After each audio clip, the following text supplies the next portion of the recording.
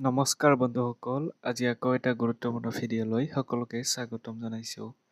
এইটো ভিডিঅ'ৰ মাধ্যমেৰে আমি আলোচনা কৰিম গুৱাহাটী ইউনিভাৰ্চিটিত আণ্ডাৰত পঢ়ি থকা FYUGP 4th semester education major to development of education in India final এক্সামৰ কুৱেশ্যন পেপাৰ সলিউশ্যন সম্পৰ্কে। আপোনালোকে ভিডিঅ'টো শেষলৈকে চাই যাব। প্ৰথমে পেপাৰ কোডটো দিয়া আছে আৰু এইখন কুৱেশ্যন পেপাৰ 2025ৰ হয়। Development of education in India এইখন পেপাৰৰ যিহেতু আপোনালোকৰ 60 মাৰ্কৰ ফাইনেল এক্সাম হ'ব আৰু পাছ কৰাৰ কাৰণে পাব লাগিব 24 অৰ্থাৎ 24। তাৰপিছত টাইম দিয়া থাকিব 2.5 ঘণ্টা আৰু ইয়াৰে আমি প্ৰথম 1 নম্বৰৰ প্ৰশ্নৰ সৈতে আমি আলোচনা কৰিম। প্ৰথম 1 নম্বৰ কুৱেশ্যনটো আছিলে অল কুৱেশ্যনছ আৰ কম্পালচাৰী, অৰ্থাৎ ইয়াতে যিকেইটা কুৱেশ্যন দিয়া আছে সকলোখিনি লিখিব লাগিব। ইয়াত কোনো অপশ্যন নাই, গোটেইখিনি লিখিব লাগিব। প্ৰথম 1 নম্বৰ কুৱেশ্যন, কোনখন আইন 1813 চনত প্ৰৱৰ্তন কৰা হৈছিল? এইটো আমি নিশ্চয় জানো যে চনত আইন যাক আমি কওঁ, চনত আইন 1813 চনত প্ৰৱৰ্তন কৰা হৈছিলে। কুৱেশ্যন নাম্বাৰ 2টো আছিলে যে 1882 চনত কোনখন আইন প্ৰৱৰ্তন কৰা হয়? এইটো আমি জানো হাণ্টাৰ আয়োগ 1882 চনত প্ৰৱৰ্তন কৰা হয়। তাৰপিছতে চাব নেক্সট কুৱেশ্যন 3 নম্বৰটো দিয়া আছিলে আমাৰ কি যে স্বাধীনতা পৰৱৰ্তী ভাৰতৰ প্ৰথম শিক্ষা আয়োগ কোনখন? এইটো এনচাৰটো হ'ব বিশ্ববিদ্যালয় শিক্ষা আয়োগ, যিটো কিমান চনত স্থাপিত হৈছিলে বা গঠন হৈছিলে 1948 বা 1949। তাৰপিছতে আছিলে RMSA আৰু RUSA সম্পূৰ্ণ ৰূপ লিখিব দিছিলে। এইটো কেতিয়াবা চমুটকা লিখিব আহিব পাৰে, গতিকে RMSA ফুল ফৰ্ম হৈছে ৰাষ্ট্ৰীয় মাধ্যমিক শিক্ষা অভিযান। তাৰপিছতে RUSA হৈছে ৰাষ্ট্ৰীয় উচ্চতৰ শিক্ষা অভিযান। এটা হৈছে আপোনালোকৰ মাধ্যমিক আৰু এটা হৈছে কি উচ্চতৰ, ঠিক আছে। তাৰপিছতে নেক্সট কুৱেশ্যন যদি চাওঁ 5 নম্বৰটো দিয়া আছিলে মৌলিক শিক্ষা আঁচনি কোন ভাৰতীয় শিক্ষাবিদে প্ৰৱৰ্তন কৰিছিল? এইটো হ'ব মহাত্মা গান্ধী। তাৰপিছতে 6 নম্বৰ কুৱেশ্যন আছিলে কোনটো পুৰণি শিক্ষা ব্যৱস্থাই মহিলা শিক্ষাক প্ৰাধান্য দিছিল? এইটো যদি কোনোবাই কাৰেক্ট কিতাপত যদি এনচাৰটো পাইছে কমেণ্ট কৰি জনাব। মই আইডিয়া কৰি কৈছোঁ যে এইটো বৈদিক শিক্ষাৰ ব্যৱস্থাতে হ'ব। তাৰপিছতে নেক্সট কুৱেশ্যন লৈ আহিছোঁ আমি যে কোনগৰাকী বিখ্যাত সন্ত দাৰ্শনিকে অষ্টমাৰ্গৰ ধাৰণা দিছিলে? এইটো হ'ব গৌতম বুদ্ধই। তাৰপিছতে নেক্সট তথা শেষৰটো কুৱেশ্যন আছিলে ৰাষ্ট্ৰীয় জ্ঞান আয়োগৰ পিতৃ হিচাপে কাক জনা যায়? ছাম পিট্ৰোডাক ৰাষ্ট্ৰীয় জ্ঞান আয়োগৰ পিতৃ বুলি কোৱা হয়, ছাম পিট্ৰোডা। তাৰপিছতে এতিয়া আমি আহিছোঁ কুৱেশ্যন নাম্বাৰ 2 লৈ, answer any 6 of the following questions. অৰ্থাৎ আমি এতিয়া ইয়াৰ যিকোনো 6টা লিখিব লাগিব, 2 মাৰ্কৰ দিয়া থাকিব, ঠিক আছে। প্ৰথমে চাব প্ৰথম কুৱেশ্যনটো আছিলে আমাৰ কি যে বৈদিক শিক্ষা ব্যৱস্থাৰ 2টা মূল বৈশিষ্ট্য উল্লেখ কৰা। বৈদিক শিক্ষা ব্যৱস্থাৰ মূল 2টা বৈশিষ্ট্য এনেধৰণৰ। প্ৰথমটো চাব গুৰুকুল ব্যৱস্থা আছে, ঠিক আছে, যে শিক্ষাৰ্থীসকলে গুৰুৰ গৃহত বা আশ্ৰমত থাকি শিক্ষা গ্ৰহণ কৰিছিল। তাৰপিছতে দ্বিতীয়তে লিখিব পাৰে মৌখিক পৰম্পৰা। শিক্ষা মূলতঃ মৌখিক আছিল, বেদসমূহ মুখস্থ আৰু আবৃত্তি কৰাৰ ওপৰত জোৰ দিয়া হৈছিল। আমি জানো যে বৈদিক শিক্ষা ব্যৱস্থা যিটো আছিলে ইয়াৰ যিকোনো 2টা বৈশিষ্ট্য লিখিব দিছে। বৈদিক শিক্ষাত বা যিটো অতীতৰ শিক্ষা ব্যৱস্থাত আচলতে লিখাৰ কোনো পদ্ধতি নাছিল বুলি ক'ব পাৰি। বৈদিক শিক্ষা ব্যৱস্থাত মাত্ৰ মুখস্থ বিদ্যাৰ ওপৰতহে গুৰুত্ব দিয়া হৈছিল। আৰু এটা যিটো আছে সেইটো হৈছে গুৰুকুল ব্যৱস্থা, অৰ্থাৎ শিক্ষকৰ বা গুৰুৰ ঘৰত গৈ শিক্ষা আহৰণ কৰা হৈছিলে। এনেকুৱা ধৰণৰ কিছুমান বৈশিষ্ট্য ইয়াতে দিয়া আছে। নেক্সট কুৱেশ্যন আমি 2 নম্বৰলৈ আগবাঢ়িছোঁ। এইটো 2 নম্বৰটো আছিলে যে বৈদিক যুগত শিক্ষকৰ মৰ্যাদা কেনেকুৱা আছিল? এনচাৰটো চাব বৈদিক যুগৰ শিক্ষাৰ ব্যৱস্থা কেনেকুৱা আছিলে। বৈদিক যুগত শিক্ষক বা গুৰুক সমাজত আটাইতকৈ উচ্চ পবিত্ৰ আৰু সন্মানীয় মৰ্যাদা প্ৰদান কৰা হৈছিল। তেওঁলোকক আধ্যাত্মিক পিতৃ, পথ প্ৰদৰ্শক আৰু ঈশ্বৰৰ সমতুল্য বুলি গণ্য কৰা হৈছিল। তাৰপিছতে এতিয়া আমি আহিছোঁ 3 নম্বৰ প্ৰশ্নলৈ। 3 নম্বৰ প্ৰশ্নটো লিখা আছে যে বৈদিক যুগৰ শিক্ষাদানৰ পদ্ধতিসমূহ কি কি আছিল? এইটো চাব 3 নম্বৰ শ্ৰৱণ, মনন আৰু নিদিধ্যামন, গুৰুৰ মুখৰ পৰা জ্ঞান শুনা বা বিভিন্ন ধৰণৰ জ্ঞানমূলক ষ্টৰী হ'ব পাৰে বা গল্প হ'ব পাৰে, এইবিলাক শুনাইছিলে। অৰ্থাৎ মনৰ ভিতৰত চিন্তা কৰা আৰু গভীৰ ধ্যান কৰা, তৰ্ক আৰু আলোচনা পদ্ধতি। এইটো এটা বেলেগ পদ্ধতি, মই অলপ আগতে কোৱা ধৰণে যেনিবা গল্প কোৱা, জ্ঞানমূলক গল্প তেনেকুৱাই।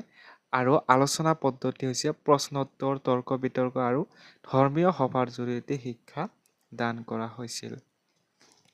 নেক্সট 4 নম্বৰ প্ৰশ্নটো চাব। 4 নম্বৰ প্ৰশ্নটো দি আছে বৌদ্ধ ধৰ্মৰ দৰ্শন তিনিটা প্ৰধান নীতিগত শিক্ষাৰ স্তম্ভ কি কি? এইটো আপোনালোকে চাব এনচাৰটো যে শীল, প্ৰথমে আছে শীল, শুদ্ধ নৈতিক আচৰণ আৰু চৰিত্ৰ গঠন। তাৰপিছতে আছে সমাধি, মানসিক নিয়ন্ত্ৰণ, মনোযোগ আৰু গভীৰ ধ্যান। তাৰপিছতে উইজডম অৰ্থাৎ প্ৰজ্ঞা, সত্যৰ প্ৰকৃত জ্ঞান আৰু আধ্যাত্মিক অন্তৰ্দৃষ্টি। ইয়াতে চাব প্ৰথম নেক্সট কুৱেশ্যন লৈ আমি আগবাঢ়িছোঁ। নেক্সট কুৱেশ্যন আছিলে বৌদ্ধ ধৰ্মৰ 2 মূল শাখা কি বাৰু? এইটো আছিলে 5 নম্বৰ, এনচাৰটো চাব। বৌদ্ধ ধৰ্মৰ মূল শাখা দুটা হৈছে হীনযান আৰু মহাযান। ঠিক আছে, তাৰপিছতে 6 নম্বৰ কুৱেশ্যন আছিলে আমাৰ যে উপনয়ন অনুষ্ঠান মানে কি? এইটো ভেৰি ভেৰি ইম্পৰ্টেণ্ট। উপনয়ন এটা আছিলে আৰু এটা বেলেগ আছিলে, গতিকে দুটা অনুষ্ঠান আছিলে বৈদিক যুগত, সেই দুটা আমি ইম্পৰ্টেণ্ট বুলি কৈছোঁ। উপনয়ন প্ৰথা কি, এই বিষয়ে আমি এতিয়া আলোচনা কৰিম। যে উপনয়ন শব্দৰ আক্ষৰিক অৰ্থ হৈছে ওচৰলৈ লৈ যোৱা। ই সনাতন ধৰ্মৰ এক গুৰুত্বপূৰ্ণ ধৰ্মীয় বা বৈদিক শিক্ষাৰ আৰম্ভণিকালীন সংস্কাৰ। ইয়াৰ তাৎপৰ্যসমূহ হ'ল ই শিশু বা ছাত্ৰ এজনক বিদ্যা আৰু জ্ঞান আহৰণৰ বাবে গুৰুৰ ওচৰলৈ লৈ যোৱা কাৰ্যটোক বুজায়। আপুনি শ্বৰ্টকৈ কেনেকৈ মনত ৰাখিব পাৰিব যে উপনয়ন মানে কি?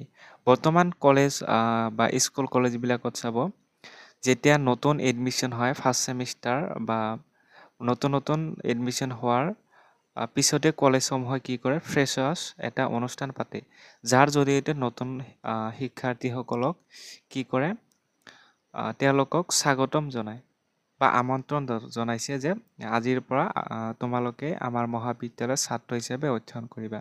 ঠিক তেনেকৈ উপনয়ন প্ৰথা এনেকুৱাই আছিলে, যিসকলে নতুন শিক্ষাৰ্থী তেওঁলোকে কি কৰিছিলে, এই উপনয়ন প্ৰথাৰ জৰিয়তে এডমিশ্যন হৈছিলে, আজিৰ যুগত আমি কওঁ এডমিশ্যন হৈছিলে আৰু তেতিয়াৰ পৰাই অধ্যয়ন আৰম্ভ কৰিছিলে। এনেধৰণে আমি অৰ্থাৎ ফ্ৰেছাৰ্ছ ফ্ৰেছাৰ্ছৰ লগত ইয়াক তুলনা কৰিব পাৰি সহজকৈ মনত ৰখাৰ ক্ষেত্ৰত। এইখিনি আছিলে আপোনালোকৰ 2 নম্বৰৰ 6টা কুৱেশ্যন আৰু ইয়াৰ সমাধান। বাকী কুৱেশ্যনবিলাক চাব, যেনে উপনয়ন অনুষ্ঠানৰ বিভিন্ন পৰ্যায়সমূহ বা পদক্ষেপবোৰ কি কি, বিভিন্ন ধৰণৰ পদক্ষেপ আছে, এইবিলাক জানি ল'ব। তাৰপিছতে আছিলে এইটো ভেৰি ভেৰি ইম্পৰ্টেণ্ট, নতুন শিক্ষানীতি 2020 অনুসৰি শিক্ষাৰ গাঁথনি কেনেধৰণৰ বা শিক্ষাৰ ফৰ্মুলাটো কি আছিলে সেইটো আমি লিখিব লাগিব। এইখিনি কুৱেশ্যন আপুনি চাব লাগিব। এতিয়া আমি একেবাৰে শেষৰটো কুৱেশ্যন 3 নম্বৰ কুৱেশ্যনলৈ আগবাঢ়িছোঁ। 3 নম্বৰ কুৱেশ্যন চাব, প্ৰথমে তলৰ যিকোনো 4টা প্ৰশ্নৰ উত্তৰ লিখা। যিকোনো 4টা এনচাৰ কৰিম আমি। প্ৰথমটো আছিলে বৈদিক শিক্ষা ব্যৱস্থাত শিক্ষকৰ ভূমিকা কেনেকুৱা আছিল? এনচাৰটো চাব এতিয়া আপোনালোকে যে বৈদিক শিক্ষা ব্যৱস্থাত শিক্ষকৰ ভূমিকা উচ্চ স্থান আৰু সন্মানীয় আছিল। অৰ্থাৎ বৈদিক যুগত শিক্ষকক গুৰু বা আচাৰ্য সৰ্বোচ্চ স্থান দিয়া হৈছিল আৰু তেওঁক ভগৱানৰ দৰে শ্ৰদ্ধা কৰা হৈছিল। আধ্যাত্মিক আৰু নৈতিক মাৰ্গদৰ্শক শিক্ষকে শিক্ষাৰ্থীক অজ্ঞানতাৰ পৰা জ্ঞানৰ পোহৰলৈ লৈ গৈছিল আৰু তেওঁলোকৰ চৰিত্ৰ তথা আধ্যাত্মিক জীৱন গঢ়ি তুলিছিল। পিতৃস্বৰূপ অভিভাৱক গুৰুকুলত শিক্ষাৰ্থীসকলে গুৰুৰ ঘৰতে বাস কৰিছিল, য'ত গুৰুৱে পিতৃৰ দৰে তেওঁলোকৰ থকা মেলা আৰু সুৰক্ষাৰ সম্পূৰ্ণ দায়িত্ব লৈছিল। তাৰপিছতে আছে আদৰ্শ জীৱনশৈলী। শিক্ষকসকল উচ্চ শিক্ষিত, সৰল আৰু পবিত্ৰ চৰিত্ৰৰ আছিল। যিয়ে ছাত্ৰ-ছাত্ৰীসকলক নিজৰ আদৰ্শ আৰু আচৰণৰ দ্বাৰা অনুপ্ৰাণিত কৰিছিল। এতিয়া আমি 2 নম্বৰ কুৱেশ্যনলৈ আগবাঢ়িছোঁ যে বৈধ শিক্ষা ব্যৱস্থাত শিক্ষাৰ মূল বৈশিষ্ট্যসমূহ বহলাই লিখা। এইটো আমি এনচাৰটো চাব এতিয়া। বৈধ শিক্ষা ব্যৱস্থাৰ মূল বৈশিষ্ট্যসমূহ সংঘ বা বিহাৰ কেন্দ্ৰিক শিক্ষা। বৈধ শিক্ষা ব্যৱস্থা গুৰুকুলৰ পৰিৱৰ্তে প্ৰতিষ্ঠানিক আছিল। ইয়াত শিক্ষা প্ৰধানকৈ বৌদ্ধ মঠ বা বিহাৰসমূহৰ যেনে নালন্দা, বিক্ৰমশিলা ভিতৰত প্ৰদান কৰা হৈছিল। তাৰপিছত আছে প্ৰব্ৰজ্যা উৎসৱ। ইয়াত শিক্ষাৰ আৰম্ভণি প্ৰব্ৰজ্যা অনুষ্ঠানৰ দ্বাৰা হৈছিল। 8 বছৰ বয়সত শিশুৱে মঠত প্ৰৱেশ কৰি সকলো জাগতিক সুখ ত্যাগ কৰিছিল। সকলোৰে বাবে শিক্ষা। ব্ৰাহ্মণ্য ব্যৱস্থাৰ বিপৰীতে বৌদ্ধ শিক্ষা জাতি বৰ্ণ নিৰ্বিশেষে সকলোৰে বাবে মুকলি আছিল, যিয়ে সমতাৰ ভাৱক প্ৰসাৰিত কৰিছিল।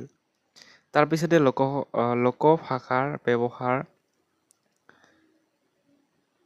এইখিনি আপোনালোকে চাব। এতিয়া আমি আকৌ নেক্সট কুৱেশ্যনলৈ আগবাঢ়িছোঁ। নেক্সট কুৱেশ্যন আছিলে 3 নম্বৰটো, স্কুলীয়া শিক্ষাৰ ক্ষেত্ৰত নতুন শিক্ষানীতি 2020ৰ উপকাৰিতা আৰু অপকাৰিতা সমূহ ফহিয়াই দিয়া। এইটো ভেৰি ইম্পৰ্টেণ্ট, যিহেতু মই যেতিয়া কুৱেশ্যন পেপাৰখন প্ৰথমতে ভিডিঅ'ৰ আৰম্ভণিত কৈছোঁ যে আপোনালোকে ভিডিঅ'টো গুৱাহাটী ইউনিভাৰ্চিটিৰ FY/UGP 4th ছেমিষ্টাৰ, আৰু এইটো FY/UGP ক'ৰ পৰা আহিছে, NEP 2020ৰ পৰা আহিছে। NEP নেশ্যনেল এডুকেশ্যন পলিচি 2020ৰ পৰাহে এই FY/UGP যিটো 4 বছৰীয়া স্নাতক কোৰ্চ, এইটো আপোনালোকে পাইছে। গতিকে FY/UGPৰ বিষয়ৰ লগতে NEPৰ বিষয়ে আপোনালোকে অধিক জানিব লাগে। NEPৰ বিষয়ে এইটো ভেৰি ইম্পৰ্টেণ্ট হয়। কুৱেশ্যনটো চাব আপোনালোকে।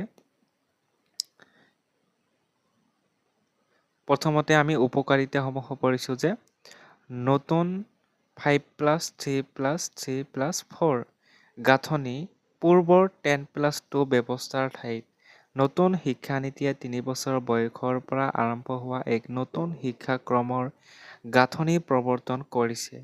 মাতৃভাষাত শিক্ষাৰ গুৰুত্ব দিছে। প্ৰাথমিক পৰ্যায়ত অন্ততঃ 5ম শ্ৰেণীলৈকে মাতৃভাষা বা আঞ্চলিক ভাষাক শিক্ষাৰ মাধ্যম হিচাপে গুৰুত্ব দিয়া হৈছে। ব্যৱহাৰিক বা বৃত্তিমুখী শিক্ষাও দিয়া হৈছে। তাৰপিছতে কম্পিউটাৰ কোডিং আৰু বৃত্তিমুখী শিক্ষা ভকেশ্যনেল ট্ৰেইনিং আদি অন্তৰ্ভুক্ত কৰা হৈছে।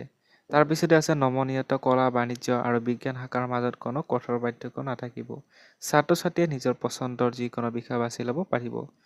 অপকাৰিতা অৰ্থাৎ বেয়া দিশ আছে, যেনে কাৰ্যকৰী কৰাৰ প্ৰত্যাহ্বান। নীতিসমূহ অতি উচ্চাকাংক্ষী হ'লেও সমগ্ৰ দেশত ইয়াক সমভাৱে আৰু সঠিকভাৱে ৰূপায়ণ কৰাৰ স্পষ্ট পথ মানচিত্ৰৰ অভাৱ আছে। শিক্ষক প্ৰশিক্ষণৰ নাটনি। নতুন শিক্ষাক্ৰম অনুসৰি শিক্ষকসকলক উপযুক্তভাৱে প্ৰশিক্ষণ দিয়া আৰু প্ৰস্তুত কৰাত সময় তথা সম্পদৰ প্ৰয়োজন। তাৰপিছতে আছে ডিজিটেল বৈষম্য। অনলাইন বা ই-লাৰ্ণিঙৰ ওপৰত অধিক গুৰুত্ব দিয়াৰ ফলত গ্ৰাম্য অঞ্চলৰ ছাত্ৰ-ছাত্ৰীসকলে ডিজিটেল আন্তঃগাঁথনিৰ অভাৱত পিছ পৰি পৰাৰ আশংকা থাকে। তাৰপিছতে নেক্সট কুৱেশ্যনলৈ আগবাঢ়িছোঁ আমি এতিয়া। নেক্সট কুৱেশ্যনটো কি আছিলে যে চমুকৈ আলোচনা কৰা ওটছ ডেছপেটছৰ বিষয়ে আলোচনা কৰিব দিছে। Question number 4। কুৱেশ্যন নম্বৰ 4টো চাব। 1854 চনৰ চাৰ্লছ উডৰ প্ৰেৰণ পত্ৰক ওটছ ডেছপেটছ ভাৰতীয় শিক্ষাৰ মেগনা কাৰ্টা বা মহান চনদ বুলি কোৱা হয়, কাৰণ প্ৰথম সৰ্বাংগীন আঁচনি ই আছিল ব্ৰিটিছ আমলত সমগ্ৰ ভাৰতৰ বাবে প্ৰস্তুত কৰা প্ৰথমখন সুপৰিকল্পিত আৰু ব্যাপক শিক্ষানীতি। শৃংখলাবদ্ধ স্তৰ বিন্যাস ই প্ৰাথমিক বিদ্যালয়ৰ পৰা আৰম্ভ কৰি হাইস্কুল, কলেজ আৰু বিশ্ববিদ্যালয় পৰ্যায়লৈকে এক শৃংখলাবদ্ধ পিৰামিড সদৃশ শিক্ষা ব্যৱস্থাৰ ভেটি স্থাপন কৰিছিল। তাৰপিছতে আৰু আছে চাব। আধুনিক বিশ্ববিদ্যালয়ৰ প্ৰতিষ্ঠা। ইয়াৰ পৰামৰ্শ অনুসৰিয়েই 1857 চনত কলকাতা, মুম্বাই আৰু মাদ্ৰাজত লণ্ডন বিশ্ববিদ্যালয়ৰ আৰ্হিত প্ৰথমবাৰৰ বাবে আধুনিক বিশ্ববিদ্যালয় স্থাপন কৰা হৈছিল। এইখিনি কুৱেশ্যন আছিলে, যিকোনো 4টা আমি আলোচনা কৰিছোঁ। গতিকে বাকী যিবিলাক কুৱেশ্যন এইবিলাক চাব লাগিব। যেনে 5 নম্বৰ, প্ৰাথমিক আৰু মাধ্যমিক শিক্ষাৰ ক্ষেত্ৰত লৰ্ড কাৰ্জনৰ নীতিয়ে কি সংস্কাৰ আনিছিল। এইটো ইম্পৰ্টেণ্ট হয়। তাৰপিছতে 6, 7 এণ্ড 8 নম্বৰটো চাব। এইটো ইম্পৰ্টেণ্ট হয় 1986 চনৰ ৰাষ্ট্ৰীয় শিক্ষানীতিৰ লক্ষ্যসমূহৰ বিষয়ে আলোচনা কৰা।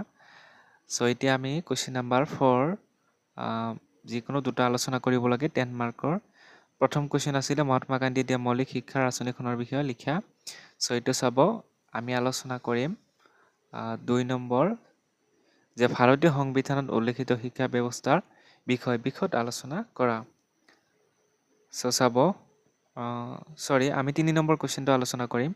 অসমৰ শিক্ষা ব্যৱস্থাত বিভিন্ন চৰকাৰী আঁচনি কাৰ্যসূচীয়ে শিক্ষাৰ মান কেনেকৈ বৃদ্ধি কৰিছে, এইটো ইম্পৰ্টেণ্ট হয়।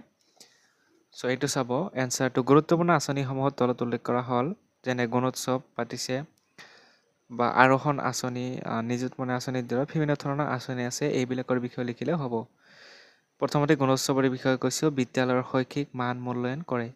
শিকনৰ অভাৱ, ইয়াৰ দ্বাৰা শিকনৰ অভাৱসমূহ চিনাক্ত কৰা হয়। সমগ্ৰ শিক্ষা অসম বিভাগে একত্ৰিত শিক্ষা প্ৰদান কৰে। তাৰপিছতে আৰোহণ আঁচনি, মেধাৱী ছাত্ৰ ছাত্ৰীক শৈক্ষিক দিশা পৰামৰ্শ দিয়ে। নিযুতমইনা আঁচনি, ছাত্ৰীৰ উচ্চ শিক্ষাৰ নামভৰ্তি বৃদ্ধি কৰিছে। প্ৰজ্ঞান ভাৰতী, বিনামূলীয়া পাঠ্যপুথি আৰু ইউনিফৰ্ম প্ৰদান কৰে। আন্তঃগাঁথনিৰ ডিজিটেল শ্ৰেণীকোঠা আৰু সুবিধা উন্নত কৰা হৈছে। আৰু লিখিব পাৰে ডক্টৰ বাণীকান্ত কাকতি মেধা বঁটাৰ জৰিয়তে স্কুল প্ৰদান কৰে, সেইটোও লিখিব পাৰে। তাৰপিছতে এতিয়া আমি আহিছোঁ 4 নম্বৰ কুৱেশ্যনলৈ। 4 নম্বৰটো আছিলে শিক্ষাৰ অধিকাৰ আইন 2009ৰ এক আভাস দিয়া। আইনখনে ইয়াৰ উদ্দেশ্যৰ সমূহ পূৰণ কৰিবলৈ সক্ষম হৈছেনে? চ' এইটো খুবেই ইম্পৰ্টেণ্ট, শিক্ষাৰ অধিকাৰ আইন 2009, এইটো ইম্পৰ্টেণ্ট ভেৰি। চ' ইয়াৰ এনচাৰটো চাব আইনখনৰ মূল আভাস বিনামূলীয়া শিক্ষা 6 বছৰৰ পৰা 14 বছৰৰ শিশুক বিনামূলীয়া শিক্ষা দিয়ে। বাধ্যতামূলক শিক্ষা, প্ৰাথমিক শিক্ষা বাধ্যতামূলক কৰে। আসন সংৰক্ষণ, ব্যক্তিগত বিদ্যালয়ত পিছপৰা শ্ৰেণীৰ বাবে 25% আসন সংৰক্ষিত। নিৰ্যাতন নিষিদ্ধ, শাৰীৰিক শাস্তি আৰু মানসিক নিৰ্যাতন সম্পূৰ্ণ নিষিদ্ধ। উদ্দেশ্য পূৰণৰ মূল্যায়ন অৰ্থাৎ নামভৰ্তি বৃদ্ধি, আইনখনে বিদ্যালয়ত নামভৰ্তিৰ হাৰ বৃদ্ধি কৰিছে। ড্ৰপ আউট হ্ৰাস, আধাতে পঢ়া এৰা শিশুৰ সংখ্যা কমাইছে। আকাংক্ষিত সফলতা অৰ্থাৎ আইনখনে উদ্দেশ্য বা আকাংক্ষিতভাৱে পূৰণ কৰিবলৈ সক্ষম হৈছে। প্ৰত্যাহ্বান, আজিও বহু ঠাইত প্ৰশিক্ষিত শিক্ষকৰ নাটনি হৈছে। চ' এইখিনি আছিলে আপোনালোকৰ এনচাৰটো। তাৰপিছতে যিটো আছে 5 নম্বৰ কুৱেশ্যন আপোনালোকে নিজে চাব। ইয়াৰ পিছতে আৰু কোনো ধৰণৰ কুৱেশ্যন নাই। গতিকে ভিডিঅ'টো এইখিনি আছিলে। ভিডিঅ'টো ভাল লাগিলে শ্বেয়াৰ কৰিব, লাইক কৰিব আৰু আমাৰ চেনেলটো প্ৰথমবাৰৰ কাৰণে আহিলে ছাবস্ক্ৰাইব কৰি ল'ব।